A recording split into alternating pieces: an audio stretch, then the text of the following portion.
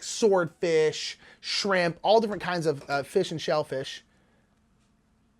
Are you filming right now? I'm filming right now, Mike. Sorry, man. It's okay. Hi, baby girl. There's a puppy down here. We'll just... There's just so many sounds and things. I was in the middle of something. We can edit all this out. Puppy, come here. Hey, puppy. Oh, sorry, buddy. He's good. 3, 2, 1, bro.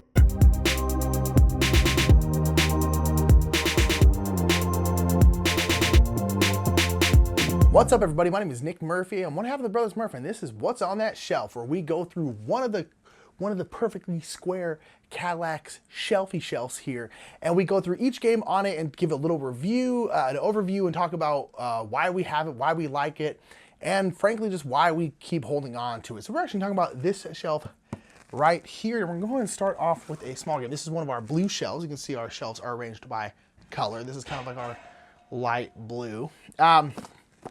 First thing we have here is Fleet the Dice Game. Fleet the Dice Game is a really, really great roll and write. It is probably my third favorite roll and write, maybe second. I really, really like Fleet the Dice Game. It is a roll and write version of the game Fleet. Again, the game Fleet, I've actually never played. We played this for the first time because of a gentleman named Brant Sanderson. Brant Sanderson is someone who works at the Dice Tower a lot. He's an overall just wonderful, outstanding human. And he loves this game. And last year at Dice Tower Con, Dice Tower East, the one that's in July, he was going on and on and on about this game, and he was just making everybody play it with him. Just everybody had to play the Dice Game with Brant. And he was just raving about it, and raving about how great it was, how great it was. So Mike actually ended up playing it with him. He played it with him and Isaac Childress and Brant. The three of them played it, and Isaac won, of course. But Mike really, really loved it. I mean, absolutely loved it. Brant was totally right. It was a really great game. Mike loved it, loved it, loved it, and wanted to pick it up. So he went and picked it up, introduced it to me, and it's really great. Basically what it is a roll and write where there's basically two different phases of the game. First phase, you are rolling out these die. The person who's the first player is rolling out the die, and the die will have different kinds of fish on them. So there's a bunch of different kind of fish, and then the first player drafts one of those fish die and gets to bubble out this little part on their sheet. And basically, the more of the fish you take, you then can put out a boat of that type. So you can put out a shrimp boat, or you can put out a cod boat, or you can put out an oyster boat. And all the different boats essentially catch that kind of fish. And then you can also get these different licenses, and licenses essentially give you special powers. And so everyone picks a die, and then if it's an even round, there is a fishing phase that happens, and so then everyone fishes, and basically every boat you have catches one fish, and then you mark up a little fish, and fish are going to be points at the end of the game. And then there's like the harbor phase, where the first player again rolls out a bunch of dice that have either a market, a harbor, a wharf, a bunch of different stuff on it, and it's just more spaces that you bubble in. But the cool thing about this game is it is just super, super combo-tastic. You just put combos on top of combos on top of combos. There are certain things, a lot of times you're getting coins throughout the games. The coins allow you to bubble in this little coin track, and then a lot of times you come across a star. Anytime you come across a star, you get to bubble in anything, anywhere on your thing. And so you bubble at this thing, and that gives you 2 coins. You bubble in 2 things. Oh no, I got another star. Oh, I can bubble something else in. You bubble, and you just combo on top of combo on top of combo on top of combo, and it's incredibly satisfying. It is super, super fun. It's a bit of a bigger roll and write, which is also nice. It's great. Brant was right. Brant was right. He was 100% right. Fleet the Dice Game is really, really great. I really, really like it. Especially Mike loves Fleet the Dice Game. So we'll go ahead and move on. We'll go on to Quest for El Dorado, which is a Reiner Knizia game. And this is a great racing game. You are traipsing through the jungle, and then through different markets and through different water. You know, why not? But you're essentially traipsing through the jungle, traipsing through this land, and you have your little meeple guys, and you're essentially doing a little bit of deck building, and you're playing these cards, and the cards will have different things on them. So it can have like machetes. Machetes allow you to move through jungle. You can have paddles. Paddles allow you to move through water, or you can have money, which allows you to move through marketplaces. And so essentially you're playing your cards in a certain order to try and move through these different areas because the areas change. So like this area here is jungle, but then it changes into market. So you have to play machete cards to get to this point, and then you have to change over to market cards to go here. But then you can also use those market cards to buy new, better cards. And it's just a very, very straightforward, simple deck builder. It really is a great like gateway level deck builder. Maybe a little bit above gateway, there's a little bit going on, but I think most non-gamers can probably handle it because it's pretty easy. All right, you have 3 machetes. Okay, you can move through 3 places in the jungle. Okay, cool. And then it's just a little bit of deck building, but it's just really, really fun. And the race is absolutely outstanding because it's just however the way it works out, it always is a really tight race. It always comes down to it. Like even if someone's way, way far ahead, it always feels like everyone else can catch up to them. And it's just a really outstanding game that I didn't like have much interest in when it first came out. I mean, it's Reiner Knizia game. I like Reiner Knizia games a lot, but they tend to be completely themeless. This is like the Quest for El Dorado has like the El Dorado theme, which I was like, that's kind of cool. And then I heard it was a racing game, and I was like, oh, that's all right. And then I was like, it's a deck builder too. I was like, that's all right. That's interesting. Okay, cool. And then one of our good friends, Crook, really, really likes it. And so we played it with him, and we were like, wow, this is actually really, really good. And it's just, it's an outstanding little racing game. Plus, you have all these big, giant, like hex things that you can arrange in different ways. And that way, the land can be always different, which means the race is always a little bit different. Really, really outstanding light racing game that you should definitely try out if you're looking for a kind of gateway, maybe slightly above level deck builder and or racing game, because it's quite good. So Quest for El Dorado, really, really great game. Love it a lot. That's why we have it. All these games. Never be like, this game sucks. We wouldn't have it if we did. Tales of Glory. It's the most generic title ever. It is. And I think that's why this game hasn't done better, because I heard about this game at Origins last year, and I actually thought, if you watched our top 10 games of 2019, this was my number 2 of 2019. Unfortunately, this game came out in 2018, but I just never heard of it until 2019, so I thought it came out in 2019 because I had never heard of it. I had never seen it. I had never seen it played. I had never once heard anyone speak about this game until I saw it at Origins, so I thought it was a new game. Turns out it wasn't. This is a really, really great tile-laying Tableau builder. This is a game where you are drafting these big old square tiles that have different stuff all over them, and you're essentially building out your little tableau. And like a lot of tile-laying games, what you put next to what matters. So if you want to put this one next to this because it gives you a special little bonus. You want to put this one next to this because it gives you a special little bonus. You do all this stuff, you're essentially trying to build out your tableau in a way that's going to score you the most points. But it's very, very, very fun. I really, really like it. And one of the main things I like about it is the drafting tiles mechanic. There's a main board there that's going to have 8 tiles on it, or 6, depending on the player count. And essentially everyone has numbered cards 1 through 8 or 1 through 6. And you're secretly choosing which tile you want. And then you all play at the same time. And then if 2 people choose the same number, like you and me choose 3, whoever is first player or first in the turn order of the 2 of us, I'm the one who gets that tile, and then you have to wait till everyone else grabs their tile, and then anyone else who's on the losing side of a tie, then they get to get their tiles. So there's a lot of stress of like, oh gosh, I really need this tile, but I think Mary needs it too, and I think she's gonna choose it, so do I want to choose this one just in case she chooses it, because then she's gonna get it, because I'm late in the turn order, so I have to choose later, I'm gonna get stuck with something I don't need, and it's really, really fun and excruciating, especially at like 4 or 5, it's really, really excruciating. You're just always not getting what you want, which I actually do like in this game. It's fun to constantly have to adapt, and being first player in this game is incredibly powerful, which is why almost never you can be first 2 times in a row. No matter what, the first player always moves, unless you get a tile that allows you to be first player again. But nonetheless, so because being first player is such an advantage in this game. But it's just really, really works. And I think it's hindered by the fact that it's got a very generic name. It's called Tales of Glory. That could be literally any fantasy game, and it has generic fantasy on top of it. Little chibi art, which I like the art, I guess. It's good art. I'm just not a huge fan of the chibi look. But nonetheless, it's just got a generic theme. It's got a generic title, and it's a tile placer. So I think people just kind of go like, oh, it's a fantasy themed tile placer. All right. And it's so good, and this has quickly become one of my evangelism games, and games that I really, really enjoy introducing people to, because every single person I've introduced this game to has been like, wow, that was really fun. And there's been a bunch of people who then bought this game after we taught it to them. So I really love Tales of Glory. I think it's incredible, And I think it's just kind of hindered by the fact that it's generic, which is why if you're a game designer or a game publisher, pick interesting themes that are different. There's a reason why Wingspan did very well, is because it had an interesting theme, just because it was different.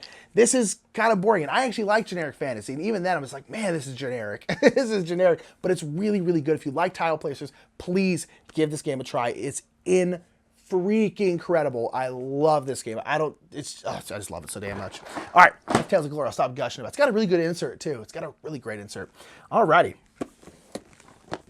Queen Domino. We also have King Domino. It's somewhere. It's over there. They're not together. I'm not entirely sure why.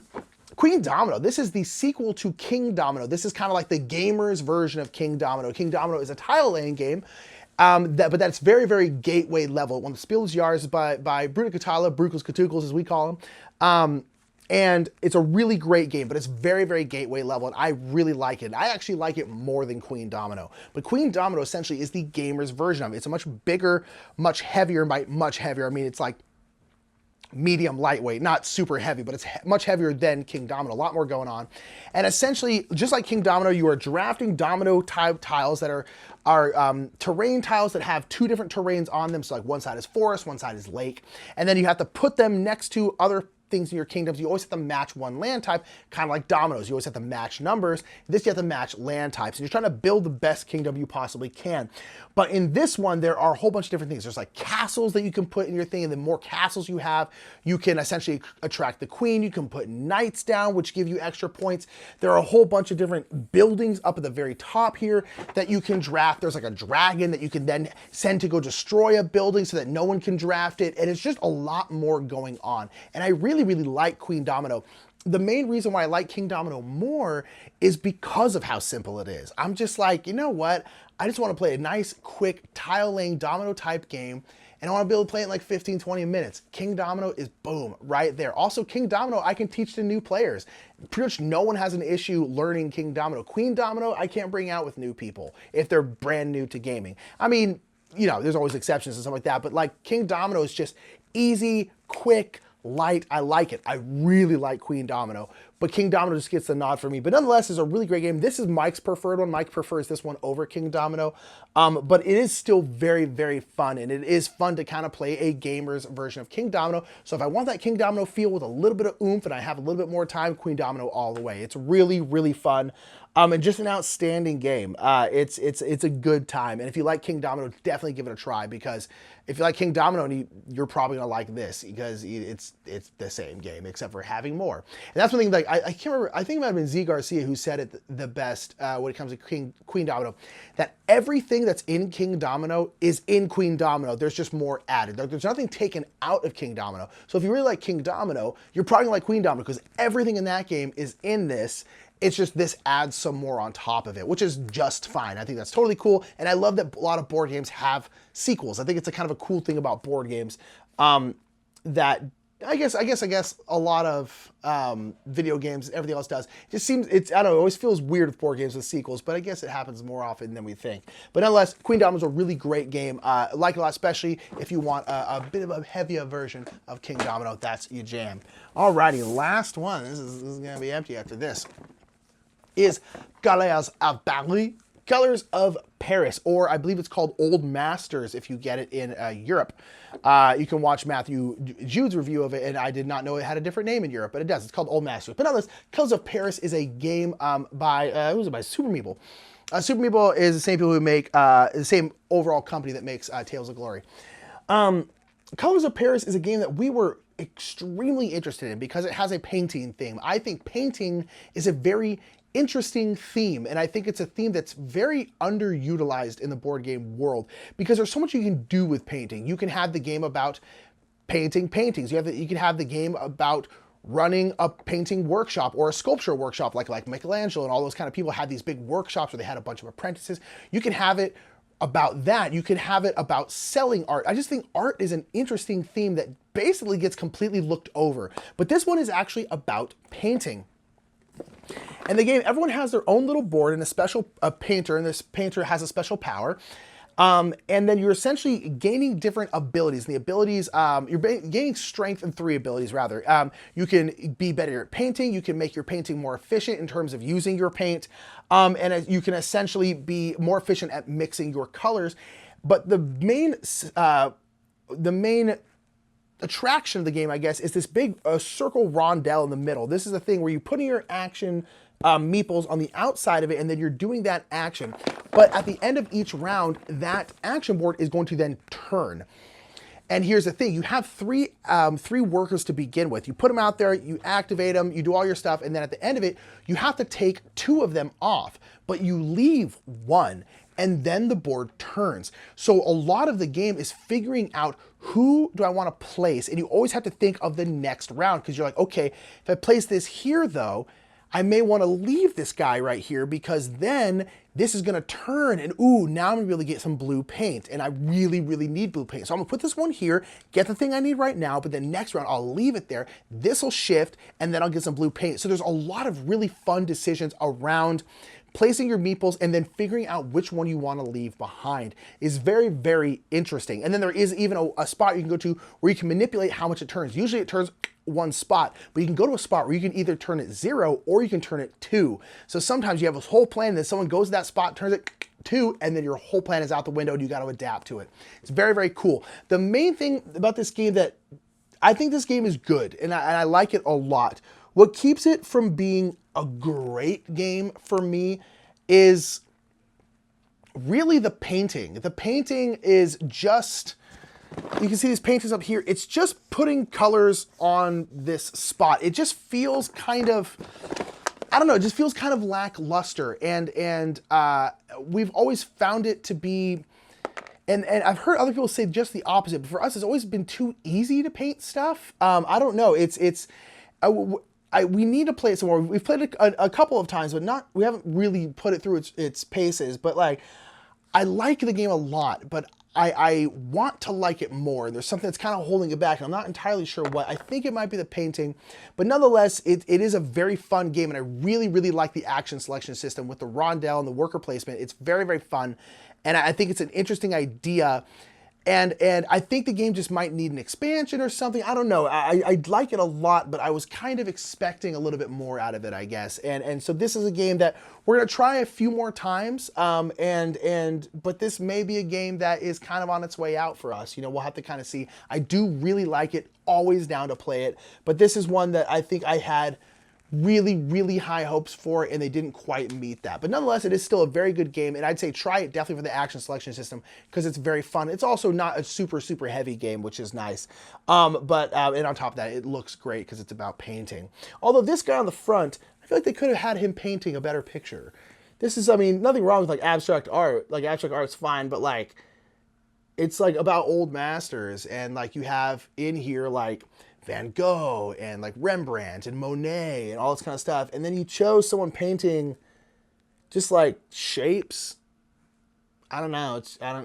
I don't get this. This is odd. Like you have this beautiful background and then they're just painting shapes. Seems like an odd choice for a cover. I don't know. It has nothing to do with the game. But nonetheless, I've always just thought that was kind of odd. And he's getting his drink on, which is great. Nonetheless, this game is good. I like it a lot. I like it a lot. I wanted to like it a little bit more. But nonetheless, not to end on kind of a sad note. It's not really a sad note. The game is great. But nonetheless, this is the end. This is the end of this shelf. It's done. That is one of our many blue shelves. We have a lot of blue games we found out. But nonetheless, that is going to be the end of what's on that shelf. Thank you so much for being here. Let us know what you think of these games right here in the comments below. If you see a shelf behind me or somewhere in here that you want us to review next, make sure to let us know in the comments below.